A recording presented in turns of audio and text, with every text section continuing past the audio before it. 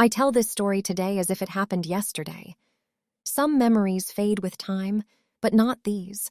Not the smells, not the sounds, not the fear that settled into my bones that day.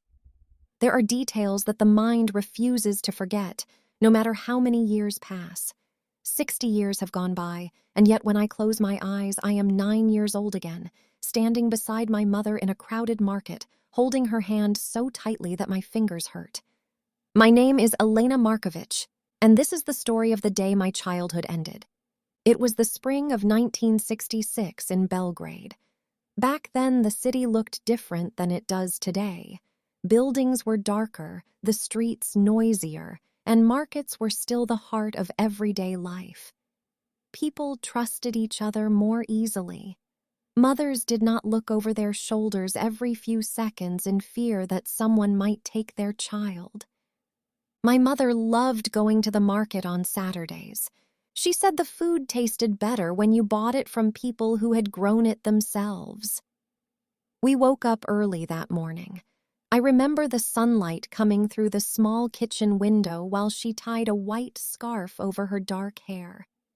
She always wore that scarf when we went to crowded places. "Come on, Elena," she said, smiling. "If we go late, the good vegetables will already be gone." I remember how safe the world felt that morning. I walked beside her, swinging a small basket in my hand like it was something very important. The streets were already full of people heading toward Zeleni Venak market. Vendors shouted, carts rattled over the stone pavement, and somewhere nearby someone was baking fresh bread. The smell drifted through the air like a warm promise. The market itself was alive. People pushed past each other between wooden stalls stacked with vegetables, fruits, eggs, and flowers. Old men argued loudly over prices. Women laughed and bargained with farmers. Chickens clucked nervously in wooden cages. Somewhere a radio played music through static. My mother stopped at almost every stall. She examined tomatoes carefully, pressing them with her thumb. She smelled bunches of parsley before buying them. She argued about the price of potatoes as if it were a matter of national importance. I stood beside her, holding the basket and watching the world. Children notice things adults miss. I remember the exact moment when the feeling changed. At first, it was just a small discomfort in my stomach, the kind of feeling you get when someone is staring at you from across the room. I turned my head. Near the edge of the market, there was a dark delivery truck parked between two stalls. Two men stood beside it. One of them was watching me. Not casually, not the way adults sometimes look at children.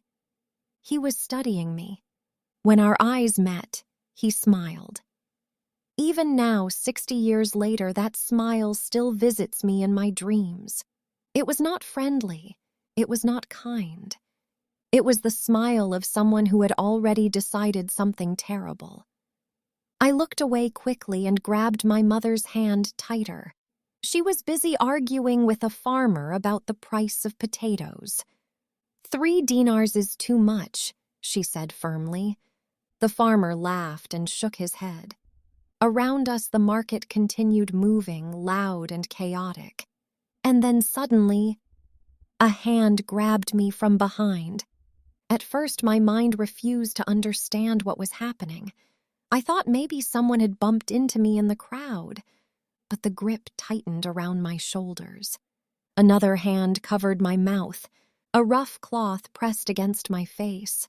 The smell was sharp, gasoline, sweat, and something chemical that burned my nose. I tried to scream, but the sound never came out.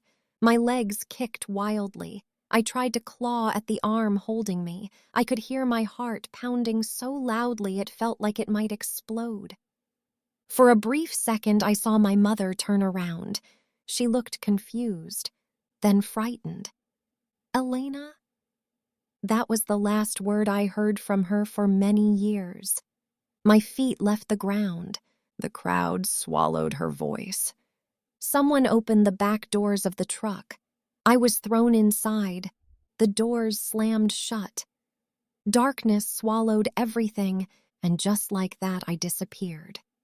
When the doors of the truck slammed shut, the sound echoed like a metal coffin being sealed.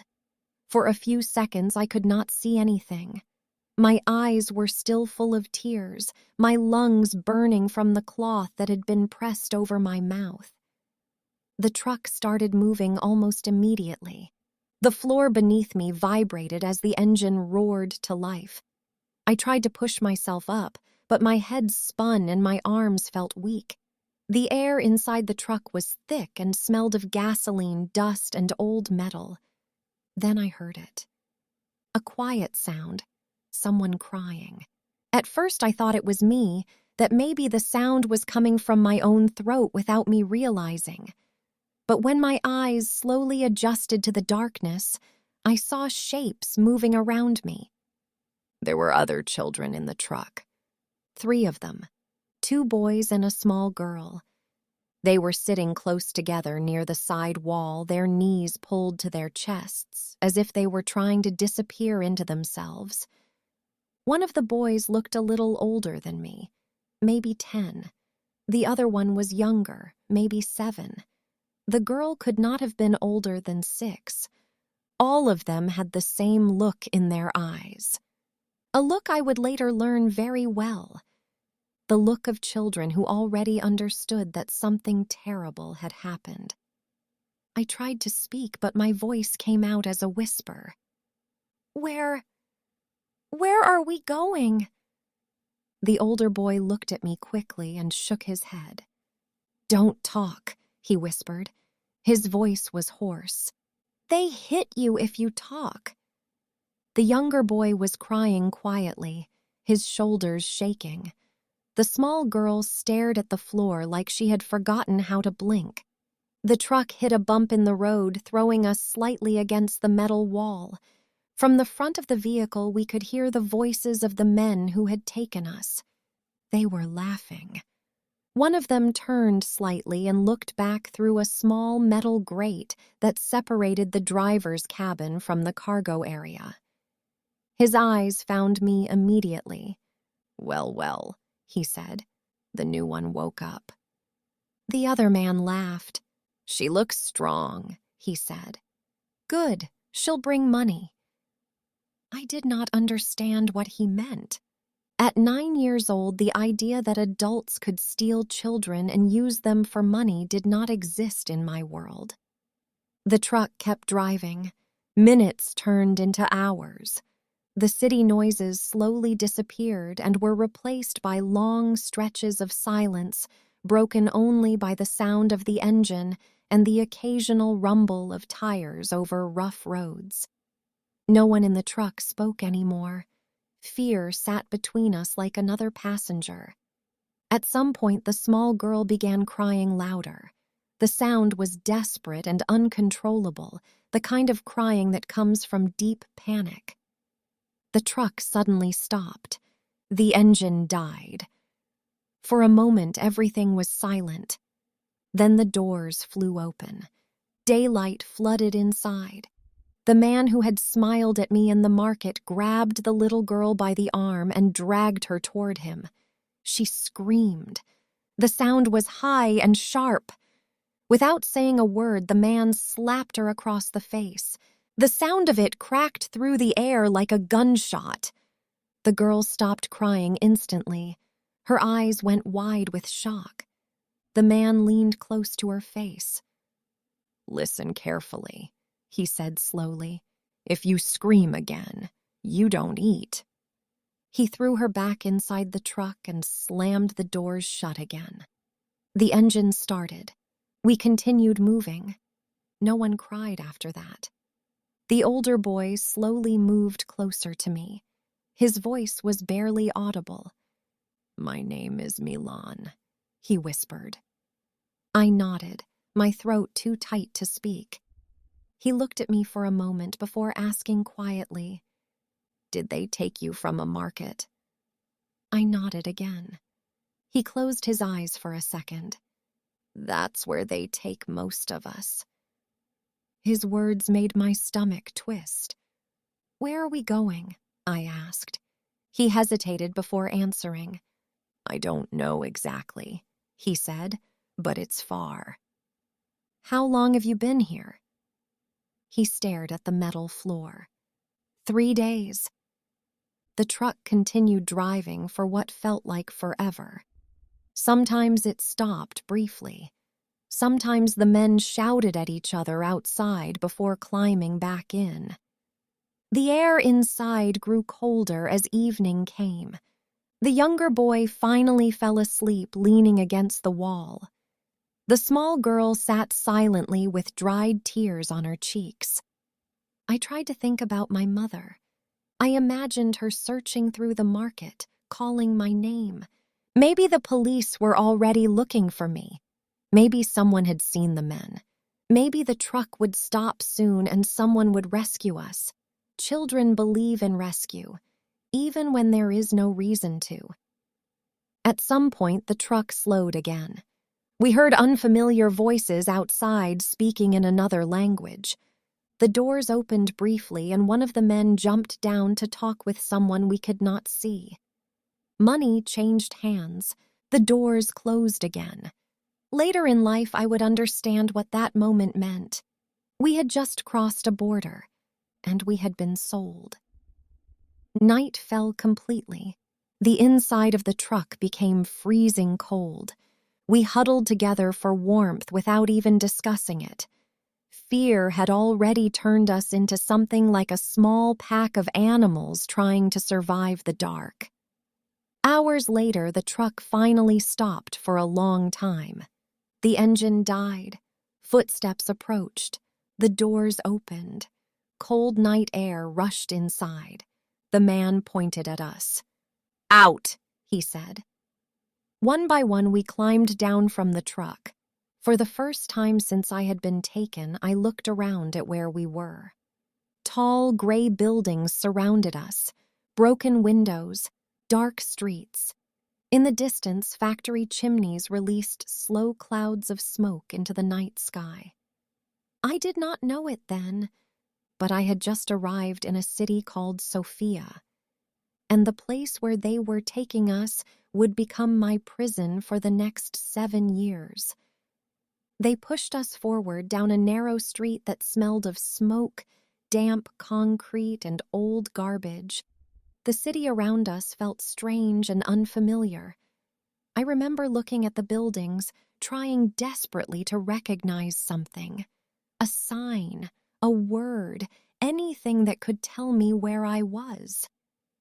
But everything looked wrong. The language written on the signs was not Serbian. The voices around us sounded different, harder. I had been taken far from home. One of the men grabbed Milan by the back of his jacket and shoved him toward a tall, crumbling building. Its windows were broken, and most of them had been covered with wooden boards. The entrance door hung crooked on rusted hinges. "This is where you live now," one of the men said casually, as if he were showing us a new apartment. Inside, the building smelled even worse than the street. Dust floated through the air in thick clouds. The staircase creaked loudly under our feet as they forced us to climb to the second floor. Somewhere in the building, water dripped slowly from a broken pipe. Drip, drip, drip. The sound echoed through the empty hallways. They led us into a large room at the end of a dark corridor. The walls were cracked and stained. The window had no glass, only a piece of cardboard nailed over half of the opening. The floor was bare concrete. In one corner of the room lay several thin mattresses, dark with dirt and mold. Some were torn open, their stuffing spilling out like old wounds. "That's where you sleep," the man said. I looked around. There were already other children in the room, 5 of them. They were sitting silently on the mattresses, watching us enter. Their faces looked older than their bodies. Their eyes held something I had never seen in a child before. Not anger, not sadness, something heavier, something that looked like the absence of hope. One of the older boys stood up slowly. "How many?" he asked the men. "4 new ones," the man replied. "Good," the boy said quietly. He turned and walked back to the mattresses. The men left the room and locked the door behind them. For several seconds, no one spoke. Finally, the older boy looked at us and said quietly, "Sit down. If you stand near the door, they think you're planning something." His name was Petter. He was about 14 and had already been there for 2 years. That night was the first time I slept on that mattress. If it could even be called sleep. The room was cold. The concrete floor beneath the thin mattress felt like ice pressing through my bones. I curled into myself, trying to stay warm. Someone nearby was coughing. Someone else whispered prayers. Outside the broken window, the wind howled through the empty street. I remember staring into the darkness and repeating the same thought over and over again. My mother will find me. Children hold on to hope even when hope has already left the room. The first morning. We woke up before sunrise, not because we wanted to, because the door slammed open. One of the men stood there holding a stick. "Up!"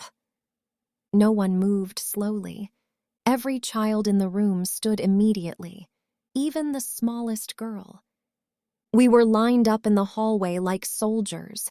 The man walked in front of us, studying our faces.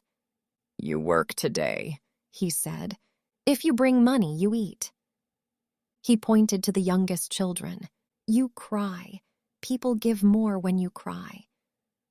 The small girl from the truck began trembling. One of the boys whispered something to her. "Just pretend," he said softly. But pretending didn't always work. That morning, we were taken out into the city in small groups. I was placed with Milan and another boy named Arsen. They left us near a busy tram station. The man crouched down in front of us. "You stay here," he said. "You ask for money.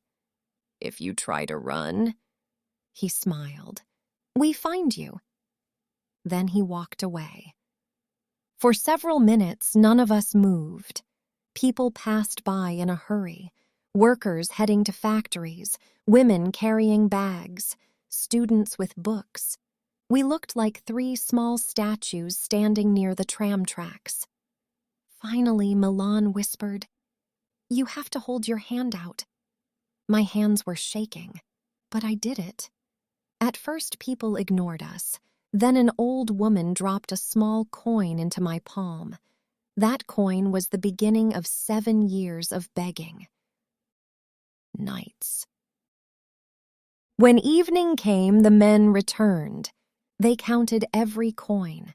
Children who had collected too little were beaten, not quickly, slowly.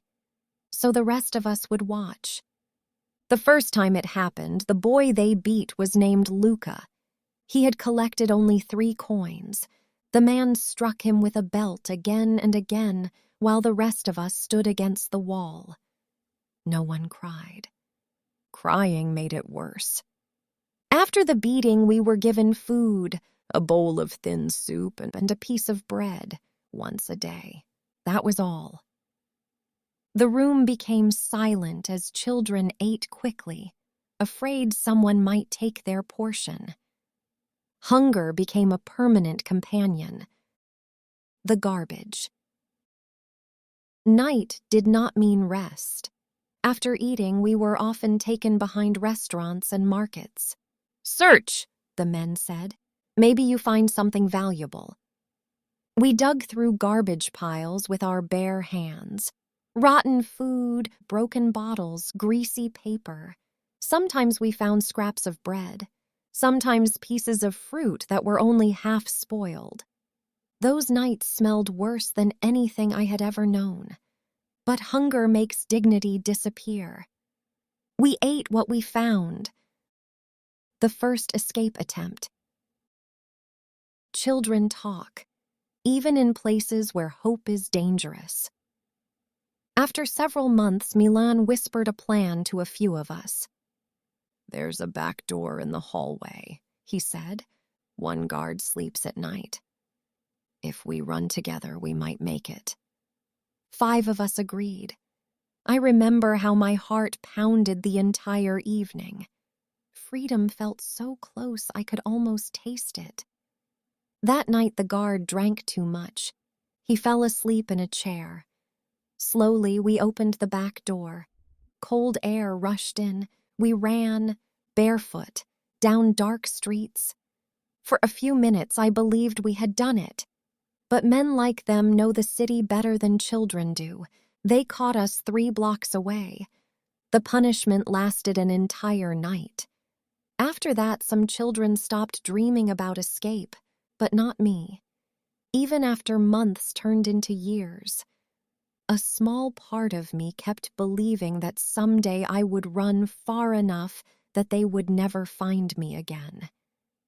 Years pass slowly when you are a child. But in that building, time did not move like it does in the outside world. Days did not have names. Months did not matter. Seasons were only something we felt through the broken window when the air became colder or warmer. The only things that marked time were hunger, fear, and the changing faces of children. Some arrived, some disappeared. No one ever explained where they went. After a while, we stopped asking. I was 9 when they took me. When I turned 10, I no longer cried at night. When I turned 11, I stopped believing my mother was still searching for me. And when I turned 12, I learned something important about survival. You had to become invisible. Children who cried too much were beaten more often. Children who resisted were punished harder. Children who showed anger attracted attention. So I learned to lower my eyes, speak only when necessary, and move like a shadow. But even shadows feel hunger. The food never changed. Once a day, a bowl of thin soup, a piece of bread. Sometimes the soup was so watery you could see the bottom of the bowl through it. Sometimes the bread was stale and hard enough to hurt your teeth. But we ate everything, every crumb, because hunger was constant. It lived inside your stomach like a small animal scratching from the inside. At night, the cold crept through the cracks in the walls and settled into our bones. We slept close together on the rotten mattresses, sharing what little warmth our bodies could produce. The youngest children often woke up crying in their sleep. Nightmares. Some called for their mothers. Some whispered names we never heard again. One winter, a small boy named Ivan became very sick. He had a fever so high his skin burned when we touched his forehead. We tried to keep him warm, but we had nothing. No medicine, no blankets. 2 days later, the men came and carried him away. We never saw him again. No one spoke about it. In that place, silence was a rule you learned quickly. The beatings. Punishment was a normal part of life there. If you brought too little money from begging, you were beaten. If you spoke back, you were beaten. If someone suspected you were planning to run, you were beaten. The men usually used belts or wooden sticks, but sometimes they used their fists. One evening, a boy named Arsène tried to hide a coin he had collected. He wanted to buy bread for himself the next day because the hunger had become unbearable. They found it. The beating lasted so long that even the older children had to look away. After that, no one ever hid coins again. Fear is a powerful teacher. Nights in the garbage. After several years, the men began sending some of us out at night. "You work more," they said. "You bring more money." We were taken behind restaurants, markets, and train stations. They ordered us to search through garbage piles. "Maybe rich people throw something valuable away," they said. We searched through everything: old newspapers, broken glass, rotten vegetables. Sometimes we found empty bottles that could be sold. Sometimes pieces of metal, sometimes food. Those nights were the worst. The smell of garbage stayed in our hair and skin no matter how much we tried to wash in the small broken sink in the hallway. But hunger always won. We ate things we would never have touched before: bread with green mold, half-rotten fruit, leftovers covered in flies. When you are starving, the body stops asking questions. The children. The group of children changed constantly. New ones arrived every few months, always the same story: markets, train stations, bus stops, places where parents turned their backs for a moment. I started noticing something else too. Many of the children were moved away after a few years, sometimes taken in trucks, sometimes by men we had never seen before. Petter once whispered to me what he thought was happening. "They send older kids to other cities," he said, "to bigger groups."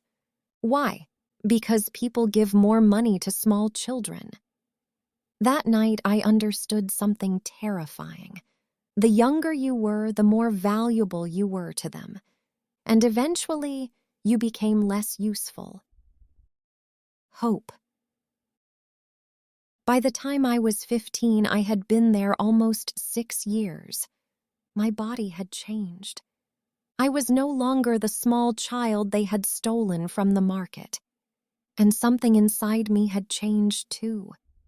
Hope had become something quieter. Not a dream. More like a small flame that refused to go out. I began watching the men more carefully, learning their habits, their weaknesses. One of them drank heavily every night. Another often fell asleep while guarding the hallway.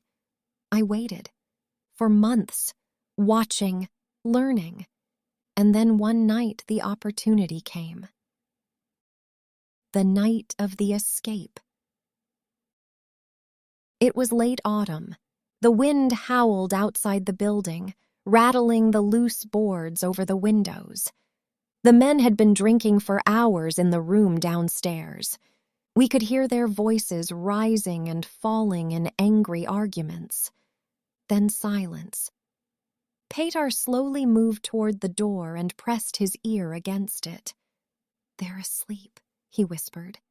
My heart began pounding so loudly I was afraid the others would hear it. There were 4 of us who still believed escape was possible: Petar, Milan, a quiet girl named Nadia, and me. Slowly, carefully, we opened the door. The hallway was dark. The guard who was supposed to watch us had fallen asleep in a chair, an empty bottle rolling on the floor beside him. We held our breath and stepped past him. Each step felt like it might explode into noise. But he did not move. At the end of the hallway was the back door. Petar pushed it open. Cold air rushed inside. For a moment we simply stared at the street outside. Freedom was standing right there. Then we ran, down the stairs, across the empty street, into the night. Our feet slapped against the pavement as we ran faster than we had ever run before. Behind us, the building disappeared into darkness. For the first time in 7 years, I believed we might actually be free. But freedom, as I would soon learn, is not always waiting kindly on the other side of escape. Sometimes the world outside can be just as cruel as the prison you ran from. We ran without stopping. At first, none of us spoke. The only sound in the night was the rhythm of our feet hitting the pavement and the cold wind rushing past our ears. My lungs burned, but I was too afraid to slow down. Every shadow behind us felt like a hand reaching out to grab us again. For years we had dreamed about this moment, running, not begging, not being watched, not hearing the sound of keys locking the door behind us. Freedom. We ran through empty streets, past rows of silent apartment buildings and dark storefronts. The city looked different at night. Larger, colder, unfamiliar. After several minutes, we stopped in a narrow alley between two buildings. Everyone was breathing hard. Petar leaned against the wall, trying to catch his breath. "We can't stay together," he whispered. The words shocked me. "What do you mean?" Nadia asked. "They will search for us," he said. "If they see a group of children running together, someone will notice." Milan nodded slowly. Petar looked at each of us. We go different directions. The idea terrified me. These were the only people who had shared my prison for years, the only ones who understood what life had been like inside that building. But Petar was right. Groups attract attention, and attention could mean being caught again. He turned to me. "You're the fastest," he said. "Go toward the train tracks. Follow them away from the city." "What about you?" I asked. He shrugged. "I'll find a way." None of us hugged. None of us said goodbye properly. We were too afraid to waste time. One by one, we disappeared into different streets. That was the last time I ever saw them. I often wondered what happened to Milan, to Nadia, to Petar. Whether they survived, or whether the men eventually found them. Some questions remain unanswered forever. The train. I ran for what felt like hours. Eventually, the streets became quieter and more industrial. I saw the train tracks stretching into darkness like two endless lines disappearing into the horizon. Petar had been right. If I followed the tracks, I could leave the city. Near a freight yard, several cargo trains stood motionless under dim yellow lights. Workers had already left for the night. I climbed carefully between two train cars and found an open wagon filled with wooden crates. Inside it smelled of dust and oil, but it was hidden. I crawled into a corner and wrapped my arms around my knees. For the first time since the escape, exhaustion finally caught me. My body shook uncontrollably. I had not slept properly in years. And now, suddenly, there was silence. No guards, no shouting, no footsteps in the hallway. Just the distant sound of wind moving through the metal structures of the train yard. At some point, I fell asleep. A new city. When I woke up, the train was moving. The wagon rocked slowly as it rolled along the tracks. Sunlight streamed through small openings between the wooden boards. For a moment, panic flooded my chest. Where was I going? What if I was being taken somewhere even worse? But the train did not stop. Hours passed. Eventually, the movement slowed. The train screeched as it came to a stop in another city. Later, I would learn it was Plovdiv. I climbed down from the wagon carefully and looked around. The city looked different from the one I had escaped. Smaller, but still crowded. People moved through the streets carrying bags and talking loudly. No one looked at me twice. To them, I was just another dirty street child. At first, I felt relief. The men who had imprisoned us were far away now, but freedom did not mean safety. I had no money, no food, no place to sleep. and the world outside was not waiting kindly for a 15-year-old girl who had spent most of her childhood surviving in captivity. Life on the street. The first few days were a blur. I slept in places where people would not notice me, behind dumpsters, inside stairwells, under abandoned wooden sheds. I stole pieces of bread when I could. Sometimes I searched through garbage containers behind bakeries and restaurants. The hunger returned quickly. Worse than before, because now I had no group of children around me, no shared misery, just loneliness. Days turned into weeks. I learned which streets were safe, which ones were dangerous, where guards chased homeless people away, where bakeries threw out leftover bread at night. But the nights were the hardest. Cities change after dark. Shadows grow longer, voices become louder, and groups of young men begin wandering the streets looking for trouble. I tried to stay invisible, but one night I failed. The night everything broke. It was late. The streets were mostly empty except for a few flickering streetlights and the distant sound of laughter echoing through the dark. I had found a small corner behind an abandoned building where I planned to sleep. I thought no one would notice me there, but I was wrong. 4 young men appeared from the end of the street. They were loud, drunk, and staggering as they walked. One of them saw me first. "Well, look what we have here," he said, laughing. I tried to stand and leave quickly, but they surrounded me. Their breath smelled of alcohol. Their voices became louder, crueler. "Where are you going? Why are you hiding?" "Don't you want to talk to us?" Fear froze my legs. I tried to push past them, but one grabbed my arm. Another pulled my hair. They dragged me behind the building where no one could see. What happened next destroyed something inside me that had somehow survived even the years of captivity. They beat me. They laughed. One of them poured alcohol over my clothes while the others mocked me. And then they raped me.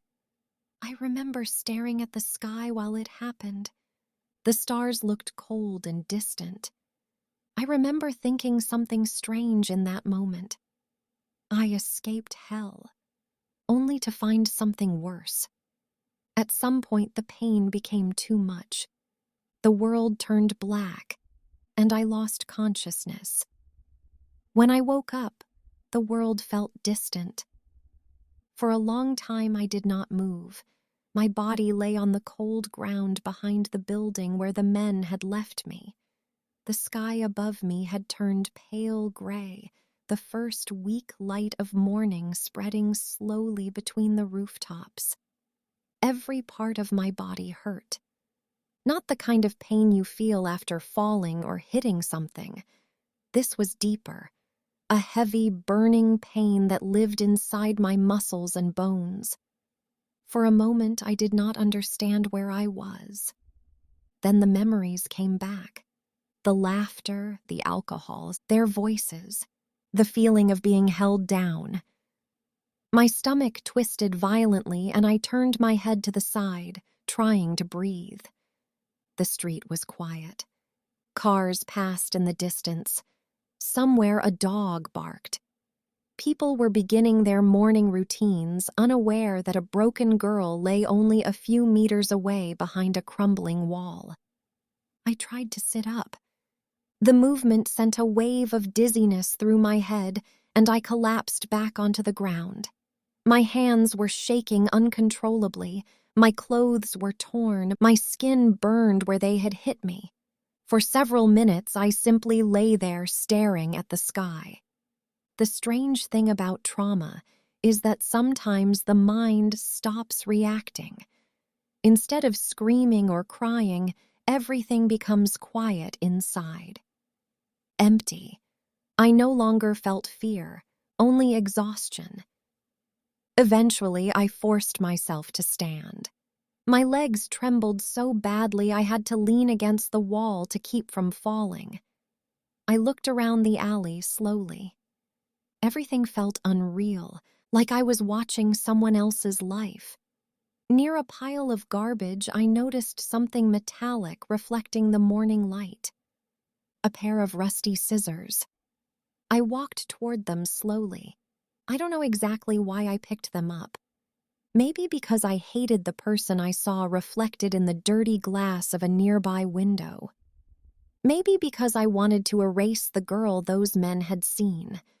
Without thinking too much, I grabbed my hair and began cutting it. The scissors were dull. The strands fell unevenly around my shoulders. But I kept cutting, shorter, until the hair lay scattered on the ground around my feet. When I finished, I looked at my reflection again. The girl staring back at me looked different now. Harder, colder, like someone who had already lost everything. I dropped the scissors and walked away. Fever. The days that followed became blurred in my memory. Something was wrong with my body. At first it was only weakness. Then the fever came, a burning heat that made my skin ache and my head spin. I wandered through the streets half-conscious, searching for food in garbage containers behind restaurants and bakeries.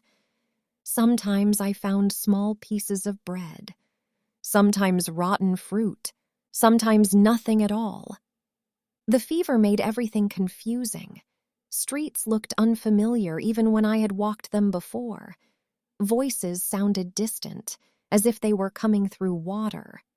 I slept wherever I could, under staircases, behind dumpsters, inside the entrance halls of abandoned buildings. At night, the fever became worse. My body shook violently with chills, even when the air was not cold. I remember lying on a piece of cardboard one night, staring at the dark ceiling of an empty warehouse and thinking something strange. Maybe it would be easier if I just stopped waking up. When a child grows up surrounded by suffering, death does not feel as frightening as it should. It simply feels like another possible ending. Hunger. The hunger returned stronger than ever. When your body is sick, hunger becomes something almost unbearable. Your stomach twists and tightens until the pain spreads through your chest. One afternoon, I found a garbage container behind a small bakery. The smell of bread drifted through the air. My hands trembled as I opened the lid and began searching through the bags inside. Old crusts, burned pieces, half-eaten rolls. To anyone else, it would have looked disgusting. To me, it looked like treasure. I ate quickly, barely chewing. For a few minutes, the hunger disappeared, but the fever remained, and my strength continued fading. Collapse. It happened several days later. I had not eaten properly for nearly 2 days. My head felt heavy and my vision blurred whenever I tried to focus. I remember walking slowly down a narrow street lined with small shops. The world seemed to tilt slightly with every step.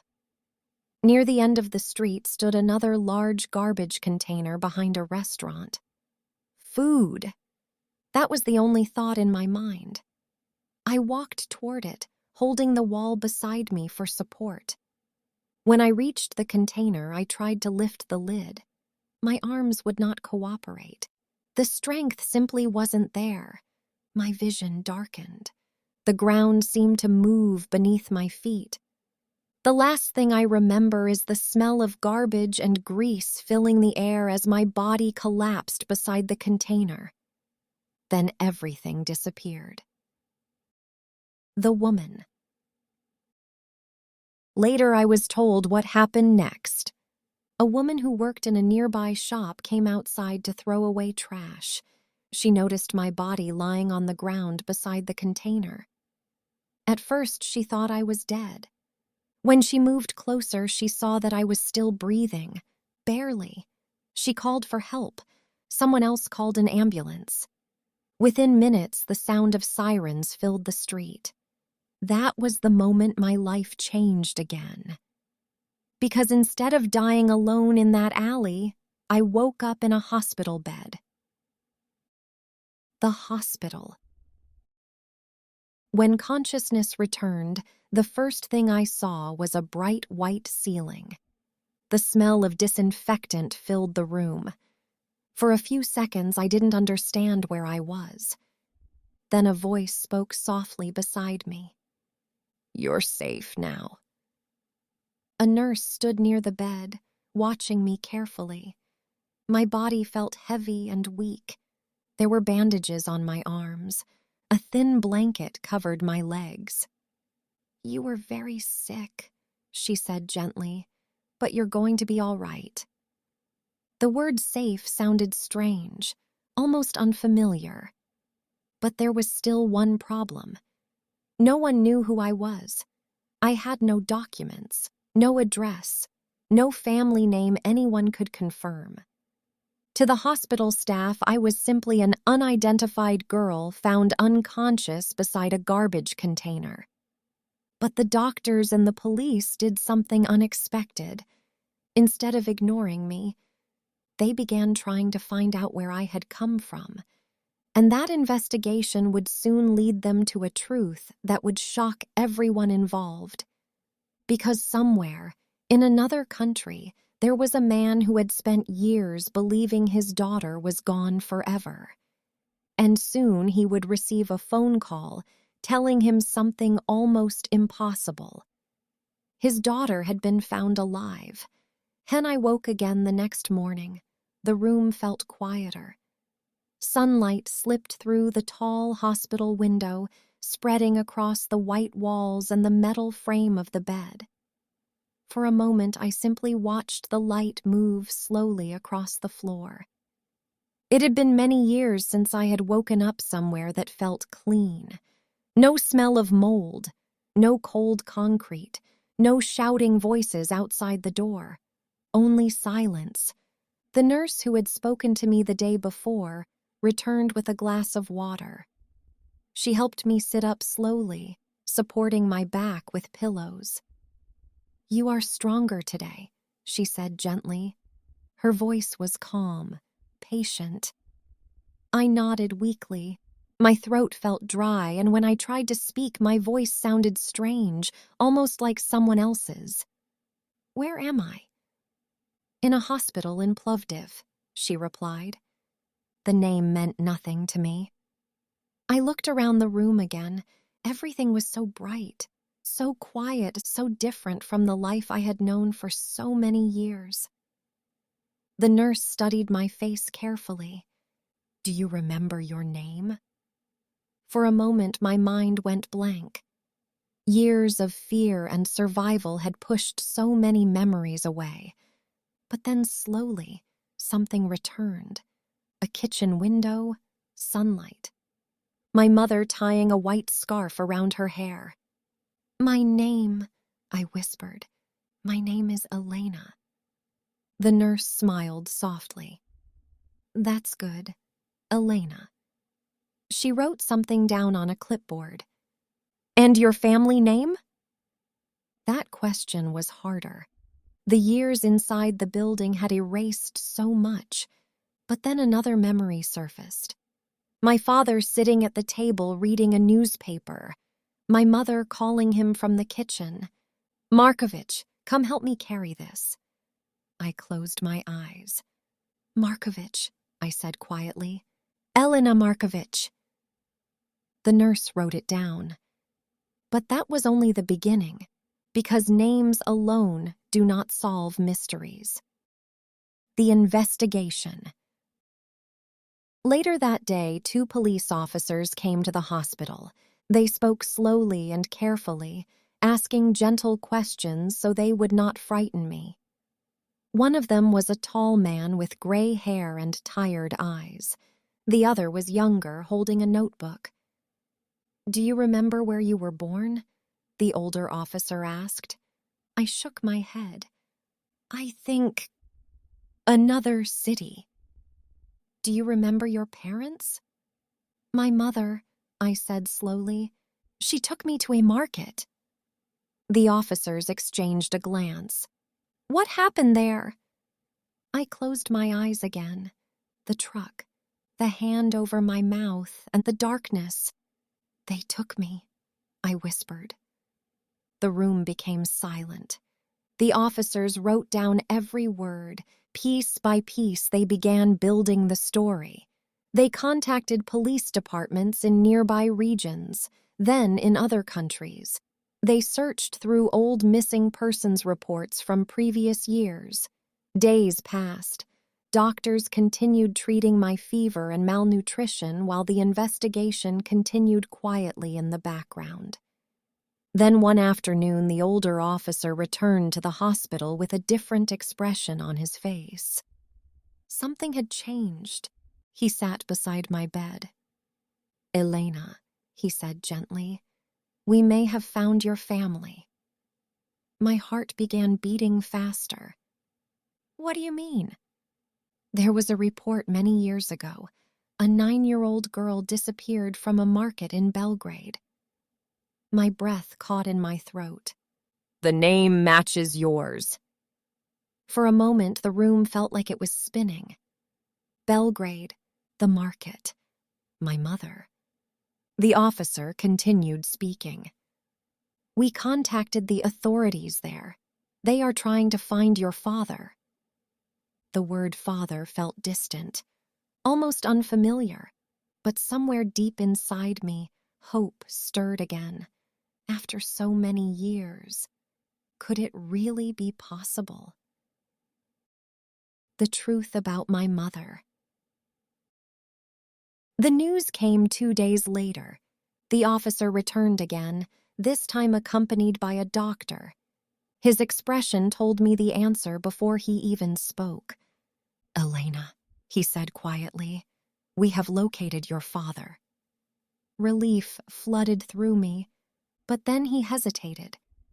There is something else you need to know. The doctor placed a hand gently on my shoulder. Your mother searched for you for a long time, the officer said softly. Police stations, hospitals, orphanages. I felt tears rising in my eyes.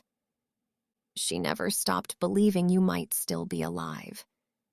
The officer paused, but after almost a year, the grief became too much. The words came slowly, carefully. She fell into deep depression. My chest tightened, and eventually, she passed away. For several seconds, I could not breathe. The room seemed to shrink around me. My mother had spent her final year searching for me, waiting, hoping, and she had died believing I was gone forever. The guilt crashed over me like a wave. I turned my face away and began crying quietly. For my mother, for the years we had lost, for the childhood that had been stolen from both of us. My father. 2 days later, the door of my hospital room opened again. A man stood in the doorway. At first, I did not recognize him. Time had changed him. His hair was gray now, his shoulders slightly bent, but when he looked at me, his eyes filled with tears. Elena. His voice broke, and suddenly I knew. Papa, I whispered. He crossed the room in 2 steps and wrapped his arms around me. We both began crying. Not the quiet tears I had learned to hide for years, but deep, shaking sobs that came from somewhere buried inside the heart. For a long time, neither of us spoke. There were too many years to explain in words, too many things that had been lost. But in that moment, something important returned. I was no longer alone in the world. My father had found me. The day I left the hospital felt unreal. For several weeks, doctors had slowly brought my body back from the edge of collapse. I had gained a little strength, though my legs still felt weak when I walked too long. My hair, uneven from the scissors I had used that morning in the alley, had been trimmed by one of the nurses so that it at least looked somewhat normal. But none of that mattered as much as the fact that my father was standing beside me. When we stepped outside the hospital building, the air felt different.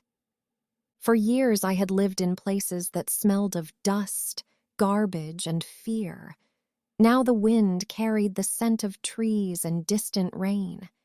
It was the kind of ordinary air people breathe every day without noticing. To me, it felt like a miracle. My father had arrived 2 days earlier from Belgrade. He had barely left my side since then. Sometimes he simply sat quietly beside my bed, holding my hand as if he were afraid I might disappear again. The first time we were alone together, he looked at me with a pain in his eyes I had never seen before. "I never stopped looking," he said quietly. His voice trembled. "I checked every police station, every hospital, every place they told me a child might appear." I didn't know what to say. There are moments in life when words feel too small for the emotions inside your chest. So I simply squeezed his hand. He nodded slowly. "I'm sorry," he whispered. At first I did not understand. Sorry for what? For not protecting you. The words hit me like a blow. For years I had imagined that my parents had forgotten me, but now I saw the truth written in the deep lines of his face. My disappearance had broken him, and yet somehow he had survived long enough for us to find each other again. Returning home. The journey back to Belgrade was quiet. We traveled by train. I sat beside the window watching the countryside roll past. Green fields, small villages, distant hills. For most people, the landscape would have looked ordinary, but to me, it felt like discovering the world for the first time. For years, my life had been trapped between the walls of that building and the narrow streets where we begged. Now everything looked wide and open, free. My father spoke very little during the trip. Sometimes he simply looked at me as if trying to memorize every detail of my face. At one point, he said something that surprised me. "There is something I need to tell you before we arrive." I turned toward him. I remarried. The words hung in the air between us. My chest tightened slightly, but I nodded. "That's okay." He looked relieved, but still uneasy. "There are 2 children," he added. "A boy and a girl. Your brother and sister." Brother. Sister. The words felt strange, but I tried to smile. "Then I guess I have a family again." My father nodded slowly, though something dark flickered behind his eyes. Only later would I understand why. The house. When we arrived at the house, the sun was already setting. The building looked familiar and unfamiliar at the same time. Memories from my childhood returned slowly as I stood in front of the gate. The garden looked smaller than I remembered. The door opened before we even reached it. A woman stood there. She was beautiful in a careful way, her hair perfectly arranged, her clothes elegant, her expression polite. This was Ivana, my stepmother. She smiled. "So this is Elena," she said softly. Her voice sounded warm, but her eyes studied me in a way that made something inside my chest tighten. 2 small children stood behind her, peeking around the door frame. A boy about 8, a girl maybe 6. They stared at me with curiosity. My father placed a hand on my shoulder. "This is your sister," he told them gently. For a moment, the house felt full of something almost peaceful. Dinner was prepared that evening. Real food, warm bread, soup rich with vegetables and meat. I ate slowly, still not used to the feeling of eating without fear that someone might take the bowl away. The younger children asked shy questions. "Where were you? Why were you gone so long?" My father quickly changed the subject each time. "Another day," he said.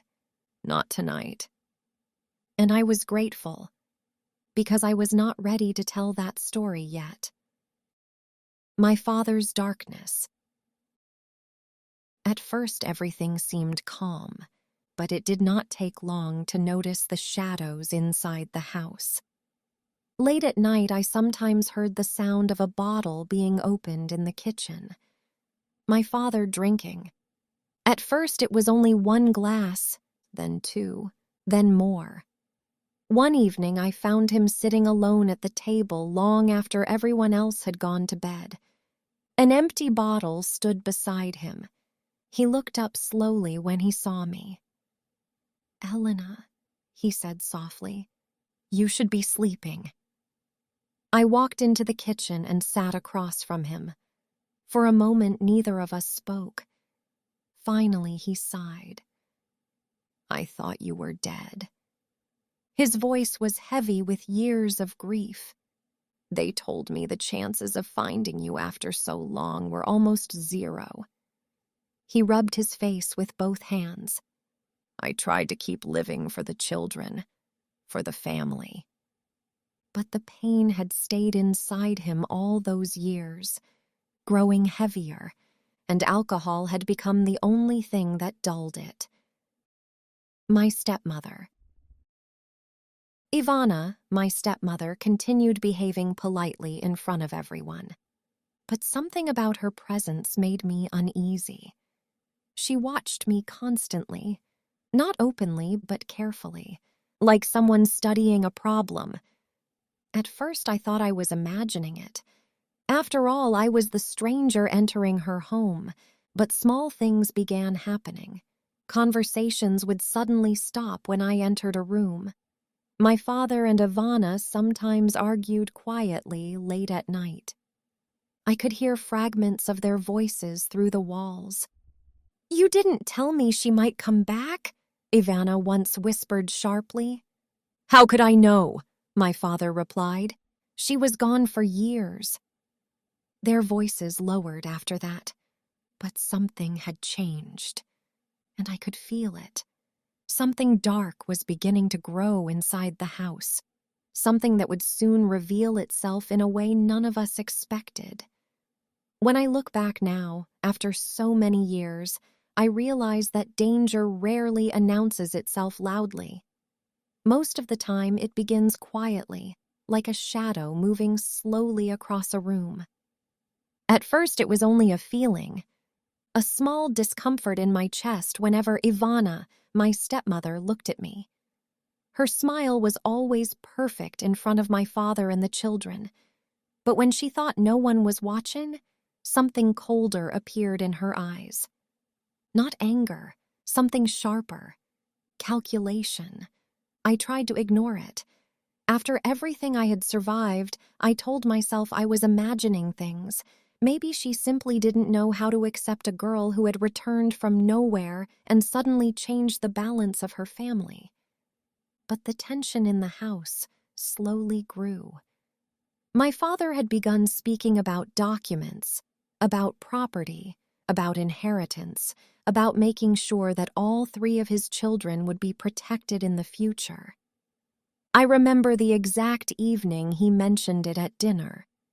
"I need to visit a lawyer next week," he said calmly. "It's time to organize everything properly." Ivana froze for a moment. It was such a small reaction that no one else noticed. But I did.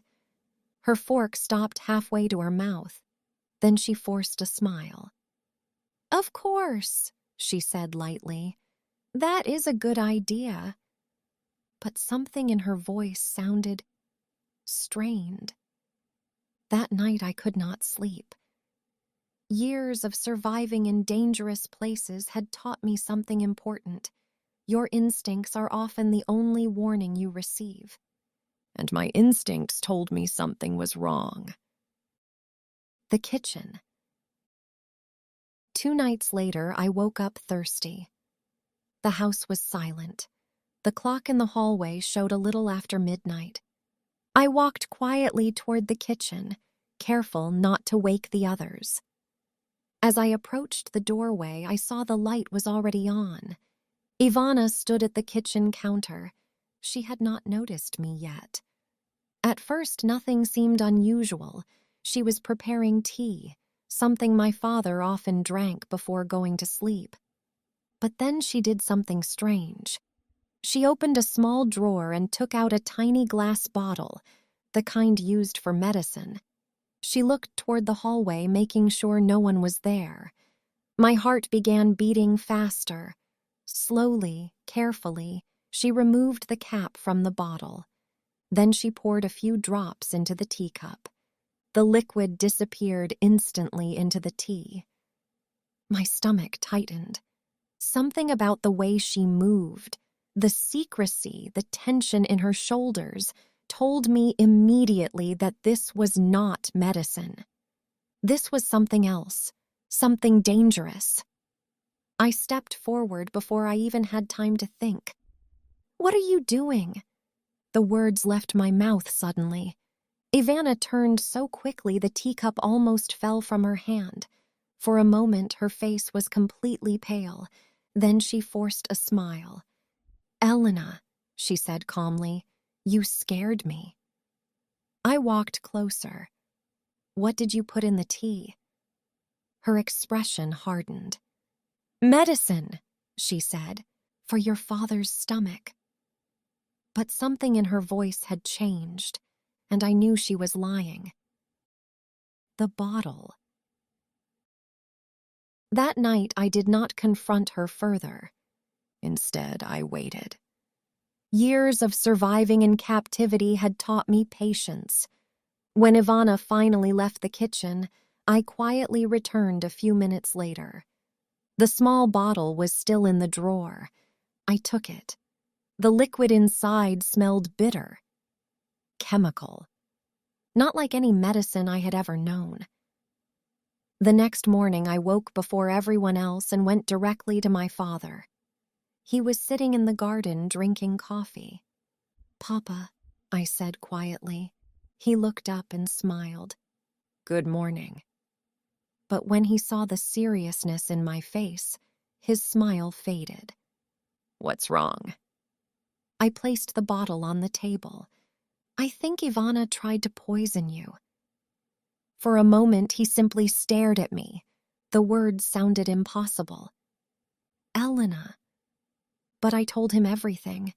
The kitchen, the tea, the bottle. He picked it up slowly and smelled it. His face changed immediately. The color drained from his skin. Within an hour, we were sitting inside a police station. The truth. The investigation moved quickly. Laboratory tests confirmed what we already feared. The liquid inside the bottle was poison, not enough to kill instantly, but enough to make someone seriously ill after repeated doses. The police questioned Ivana that same day. At first, she denied everything, but evidence is difficult to argue with.